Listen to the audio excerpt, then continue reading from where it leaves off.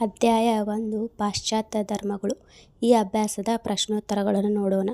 ಖಾಲಿ ಬಿಟ್ಟ ಸ್ಥಳಗಳನ್ನು ಸೂಕ್ತ ಪದಗಳಿಂದ ಭರ್ತಿ ಮಾಡಿರಿ. ಮೊದಲನೆಯ ಪ್ರಶ್ನೆ, ಯಹೂದಿ ಧರ್ಮದ ಮೂಲಪುರುಷ ಅಬ್ರಾಹಂ ಅಥವಾ ಎಬ್ರಾಹಂ. ಎರಡನೆಯ ಪ್ರಶ್ನೆ, ಪಾರ್ಸಿ ಧರ್ಮದ ಸ್ಥಾಪಕ ಜರಾತುಷ್ಟ್ರ. ಮೂರನೆಯ ಪ್ರಶ್ನೆ, ಯೇಸು ಕ್ರಿಸ್ತರು ಹುಟ್ಟಿದ ಸ್ಥಳ ಜೆರುಸಲೇಮ್. ನಾಲ್ಕನೆಯ ಪ್ರಶ್ನೆ, ಯೇಸು ಕ್ರಿಸ್ತರನ್ನು ಸಿಲುಬೆಗೇರಿಸಿದ ಬೆಟ್ಟ ಗೋಲ್ಗೊಥಾ ಬೆಟ್ಟ. ಐದನೆಯ ಪ್ರಶ್ನೆ, ಕ್ರೈಸ್ತ ಧರ್ಮವು ರೋಮಿನ ರಾಜ್ಯ ಧರ್ಮವಾಗಿದ್ದು ಚಕ್ರವರ್ತಿ ಕಾನ್ಸ್ಟಂಟೈನನ ಆಳ್ವಿಕೆಯ ಪೈಗಂಬರ ಹುಟ್ಟಿದ ಸ್ಥಳ ಮೆಕ್ಕಾ. ಇಸ್ಲಾಂ ಪವಿತ್ರ ಗ್ರಂಥ ಕುರಾನ್. ಮುಹಮ್ಮದ್ ಪೈಗಂಬರರ ಉತ್ತರಾಧಿಕಾರಿಗಳನ್ನು ಖಲೀಫರು ಎನ್ನುವರು. ಒಂಬತ್ತನೆಯ ಪ್ರಶ್ನೆ, ಯಹೂದಿ ಧರ್ಮದ 10 ಕಟ್ಟಳೆಗಳನ್ನು ಪಟ್ಟಿ ಮಾಡಿ. ಒಂದನೇದು, ಯಾವೆ ಹೊರತಾಗಿ ಬೇರೆ ದೇವರಿಲ್ಲ. ಎರಡನೇದು, ಮೂರ್ತಿ ಪೂಜೆ ಸಲ್ಲದು. ಮೂರನೇದು, ದೇವರ ಹೆಸರಿಗೆ ಕಳಂಕ ತರಬಾರದು. ನಾಲ್ಕನೇದು, ಸಬ್ಬತ್ ದಿನವನ್ನು ಪವಿತ್ರವೆಂದು ಕಾಣಬೇಕು. ತಂದೆ ತಾಯಿಯರನ್ನು ಗೌರವಿಸಬೇಕು.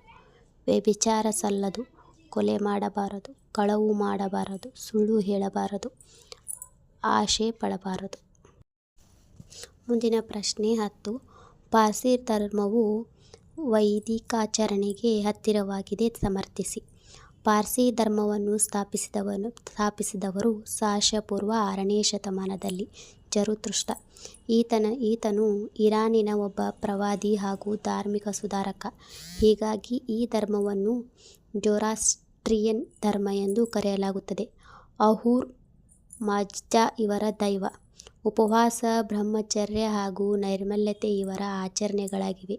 ಪಾರ್ಸಿ ಧರ್ಮ ಪ್ರಾಚೀನ ವೈದಿಕಾಚರಣೆಗೆ ಹತ್ತಿರವಾಗಿದೆ. ಉದಾಹರಣೆಗೆ, ಒಳಿತು ಕೆಡುಕುಗಳ ನಡುವಿನ ಸಂಘರ್ಷದಲ್ಲಿ ಒಳಿತು ಗೆಲುವು ಸಾಧಿಸುವುದರಿಂದ ಮಾನವನು ಒಳಿತನ್ನೇ ಆಯ್ಕೆ ಮಾಡಿಕೊಳ್ಳಬೇಕು ಎಂಬುದು ಇವರ ನಂಬಿಕೆ. ಇವರ ಸೂರ್ಯೋಪಾಸನೆಯೂ ಇದೇ ರೀತಿಯ ನಂಬಿಕೆಯಾಗಿದೆ. ಪಾರ್ಸಿಗಳ ಧರ್ಮಗ್ರಂಥವಾದ ಅವೆಸ್ತಾದಲ್ಲಿ ಬರುವ ಪಠ್ಯ ಶ್ಲೋಕದ ಸಾಹಿತ್ಯವನ್ನು ಗತಾ ಎನ್ನುತ್ತಾರೆ. ಹಾಗೆಯೇ ಪೂಜೆ, ಆರಾಧನೆ, ಆಚರಣೆಗಳಿಗೆ ಸಂಬಂಧಿಸಿದ ಭಾಗವನ್ನು ಯಷ್ಟ ಎನ್ನುತ್ತಾರೆ.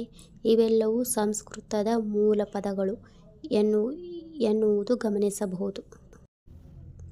11ನೆಯ ಪ್ರಶ್ನೆ, ಯೇಸು ಕ್ರಿಸ್ತನ ಜೀವನ ಕುರಿತು ಬರೆಯಿರಿ. ಜೀಸಸ್ ರ ಜನನ ಪ್ರಸ್ತುತ ಇಸ್ರೇಲ್ ಪ್ರಾಂತ್ಯಕ್ಕೆ ಸೇರಿದ ಜೆರುಸಲೇಮ್ನಿಂದ 5 ಕಿಲೋಮೀಟರ್ ದೂರದಲ್ಲಿರುವ ಬೆತ್ಲೆಹೆಮ್. ಜೀಸಸ್ ರು ಜೋಸೆಫ್ ಮತ್ತು ಮೇರಿ ಎಂಬ ಬಡದಂಪತಿಗಳ ದೈವಪುತ್ರ. ಯೇಸು ಕ್ರಿಸ್ತರ ಆರಂಭಿಕ ಜೀವನದ ಬಗ್ಗೆ ಹೆಚ್ಚಾಗಿ ತಿಳಿದುಬಂದಿಲ್ಲ. ಜೀಸಸ್ ಅರಾಮಿಕ್ ಮತ್ತು ಹೀಬ್ರೂ ಭಾಷೆಗಳನ್ನು ಬಲ್ಲವರಾಗಿದ್ದರು. ಇದೇ ಸಮಯದಲ್ಲಿ ಯಹೂದಿಗಳು ತಮ್ಮ ಕಷ್ಟಗಳಿಂದ ರಕ್ಷಿಸುವ ಮಸೀಹ ಅಥವಾ ವಿಮೋಚಕನ ಆಗಮನವನ್ನು ನಿರೀಕ್ಷಿಸುತ್ತಿದ್ದರು. ಈ ಆಗಮನದ ಕಲ್ಪನೆ ಜಾನ್ ಎಂಬ ಪ್ರವಾದಿಯದಾಗಿತ್ತು. ಜಾನ್ ಮೂಲತಃ ಧಾರ್ಮಿಕ ಮಾರ್ಗದರ್ಶಿಯಾಗಿದ್ದು, ತಮ್ಮ ಬಳಿಗೆ ಬರುವ ಜನರಿಗೆ ದೀಕ್ಷಾಸ್ನಾನ ಮಾಡಿಸುವುದರ ಮೂಲಕ ದೀಕ್ಷೆ ನೀಡುತ್ತಿದ್ದರು.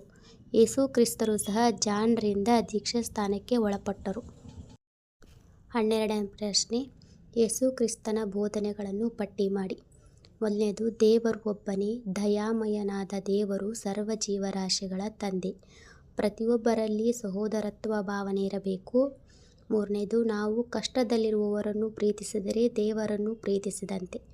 ನಾಲ್ಕನೇದು, ಪರರಿಂದ ಯಾವುದನ್ನು ಬಯಸದೆ ನಾವು ಅವರ ಸೇವೆಯನ್ನು ಮಾಡಬೇಕು. ಐದನೇದು, ಮಾನವನ ಸೇವೆಯು ದೇವರ ಸೇವೆಗೆ ಸಮಾನವಾದದ್ದು. ಆರನೇದು, ಮಾನವನು ತನ್ನ ತಪ್ಪಿಗೆ ಪಶ್ಚಾತ್ತಾಪಪಟ್ಟರೆ ಅದಕ್ಕೆ ದೇವರಿಂದ ಕ್ಷಮಾರ್ಹತೆ ಇದೆ. ಏಳನೇದು, ನಿನ್ನ ಶತ್ರುವನ್ನು ನೀನು ಪ್ರೀತಿಸು. ನಿನಗೆ ಕೆಟ್ಟದ್ದನ್ನು ಬಯಸುವವರಿಗೆ ನೀನು ಒಳ್ಳೆಯದನ್ನೇ ಬಯಸು. 13ನೇ ಪ್ರಶ್ನೆ, ಕ್ರೈಸ್ತ ಧರ್ಮವು ಹೇಗೆ ಪ್ರಸಾರವಾಯಿತು? ಕ್ರೈಸ್ತ ಧರ್ಮದ ಪ್ರಚಾರ ಯೇಸು ಕ್ರಿಸ್ತನನ್ನು ಸಿಲುಬೆಗೇರಿಸಿದ ನಂತರ ಅವರ ಅನುಯಾಯಿಗಳಿಗೆ ಕಿರುಕುಳ ನೀಡಲಾಯಿತು. ಕೆಲವರನ್ನು ಸಿಲುಬೆಗೇರಿಸಲಾಯಿತು. ಚಕ್ರವರ್ತಿಯಾದ ಕಾನ್ಸ್ಟಂಟೈನನ ಆಳ್ವಿಕೆಯ ಅವಧಿಯಲ್ಲಿ ಕ್ರೈಸ್ತ ಧರ್ಮವು ರೋಮ್ನ ರಾಜ್ಯ ಧರ್ಮವಾಯಿತು. ನಂತರ ಈ ಧರ್ಮ ಯುರೋಪಿನಾದ್ಯಂತ ಹರಡಿತು. ಇದು ಚರ್ಚುಗಳು ಪ್ರಪಂಚದ ತುಂಬೆಲ್ಲ ಇದ್ದು ಹೆಚ್ಚು ಜನರ ಸದಸ್ಯತ್ವವನ್ನು ಹೊಂದಿವೆ. ಬೈಬಲ್ ಕ್ರೈಸ್ತ ಧರ್ಮದ ಪವಿತ್ರ ಗ್ರಂಥವಾಗಿದೆ. 14ನೇ ಪ್ರಶ್ನೆ, ಮುಹಮ್ಮದ್ ಪೈಗಂಬರ ಜೀವನವನ್ನು ತಿಳಿಸಿ. ಪ್ರವಾದಿ ಮುಹಮ್ಮದ್ ಪೈಗಂಬರು ಇಸ್ಲಾಂ ಧರ್ಮದ ಪ್ರವರ್ತಕರು. ಇವರು 570ರಲ್ಲಿ ಮೆಕ್ಕಾದಲ್ಲಿ ಜನಿಸಿದರು. ಇವರ ತಂದೆ ಅಬ್ದುಲ್ಲಾ ಹಾಗೂ ತಾಯಿ ಅಮೀನಾ. ಇವರು ಜನಿಸಿರುವ ಕೆಲವೇ ತಿಂಗಳ ಮುಂಚೆ ತಂದೆ ಮರಣ ಹೊಂದಿದರು. ಅವರ 6ನೇ ವಯಸ್ಸಿನಲ್ಲಿ ತಾಯಿಯನ್ನು ಕಳೆದುಕೊಂಡರು. ಇದರಿಂದಾಗಿ ಚಿಕ್ಕಪ್ಪನ ಆಶ್ರಯದಲ್ಲಿ ಬೆಳೆದರು. ಮೂಲತಃ ಚಿಕ್ಕಪ್ಪನು ವ್ಯಾಪಾರಿಯಾಗಿದ್ದರು. ಕೆಲಸದ ನಿಮಿತ್ತ ಅನೇಕ ದೂರದ ಸ್ಥಳಗಳಿಗೆ ಪ್ರಯಾಣ ಮಾಡಬೇಕಾಗಿತ್ತು. ಈ ಸಂದರ್ಭದಲ್ಲಿ ಮೊಹಮ್ಮದರು ಸಹಾಯಕವಾಗುತ್ತಿದ್ದರು. ಕಾಲಾನಂತರದಲ್ಲಿ ಒಬ್ಬ ಶ್ರೀಮಂತ ವಿಧವೆಯಾಗಿದ್ದ ಖದೀಜಾ ಬಳಿ ಸೇವಾ ನೌಕರಿಗೆ ಮೊಹಮ್ಮದರು ಸೇರಿದರು. ಮುಂದೆ ಆ ವಿಧವೆಯೊಂದಿಗೆ ವಿವಾಹವಾಯಿತು. ಅವರಿಗೆ 2 ಪುತ್ರರು ಹಾಗೂ 4 ಪುತ್ರಿಯರಿದ್ದರು. 15ನೇ ಪ್ರಶ್ನೆ, ಹಿಜಾಷಕೆ ಎಂದರೇನು? ತಮ್ಮನ್ನು ತಾವು ದೇವರೆಂದು ಕರೆಸಿಕೊಳ್ಳಲಿಲ್ಲ. ತಾವು ಕೇವಲ ಅಲ್ಲಾಹನ ಪ್ರವಾದಿಯೆಂದು ಪರಿಗಣಿಸಿದರು ಹಾಗೂ ನಾವು ಆಲಿಸಿದ ದೈವೀ ಸತ್ಯವನ್ನು ಅಭಿವ್ಯಕ್ತಪಡಿಸಿದರು. ಅವರ ಶಿಷ್ಯರು ಈ ದಿವ್ಯ ಸಂದೇಶವನ್ನು ಗ್ರಂಥದ ರೂಪದಲ್ಲಿ ಸಂಗ್ರಹಿಸಿದರು. ಇದೇ ಇಸ್ಲಾಂ ಧರ್ಮದ ಪವಿತ್ರ ಗ್ರಂಥ ಕುರಾನ್. ಮೆಕ್ಕಾದ ಸಾಂಪ್ರದಾಯಿಕ ವರ್ಗದ ಜನರು ಇವರನ್ನು ವಿರೋಧಿಸಲು ಆರಂಭಿಸಿದರು. ಈ ಕಾರಣದಿಂದ ಮುಂದೆ ಮೆಕ್ಕಾದಲ್ಲಿ ಬೋಧಿಸಲು ಸಾಧ್ಯವಾಗಲಿಲ್ಲ. 622ರಲ್ಲಿ ಮೆಕ್ಕಾದಿಂದ ಮದೀನಾ ಕಡೆ ಪಯಣಿಸಿದರು. ಈ ಪಯಣವನ್ನು ಹಿಜಾಷಕೆ ಎಂಬ ಹೆಸರಿನಿಂದ ಇತಿಹಾಸದಲ್ಲಿ ಗುರುತಿಸಲಾಗಿದೆ. 16ನೇ ಪ್ರಶ್ನೆ, ಇಸ್ಲಾಂ ಧರ್ಮದ ಆಚರಣೆಗಳು ಯಾವುವು? ಕಲಿಮಾ, ಅಲ್ಲಾಹನಲ್ಲಿ ಮಾತ್ರ ನಂಬಿಕೆ. 2ನೇದು, ಮೊಹಮ್ಮದರು ಅವರ ಪ್ರವಾದಿಗಳು. ನಮಾಜ್, ಪ್ರತಿದಿನ 5 ಬಾರಿ ಅಲ್ಲಾಹನಿಗೆ ಪ್ರಾರ್ಥನೆ ಸಲ್ಲಿಸಬೇಕು.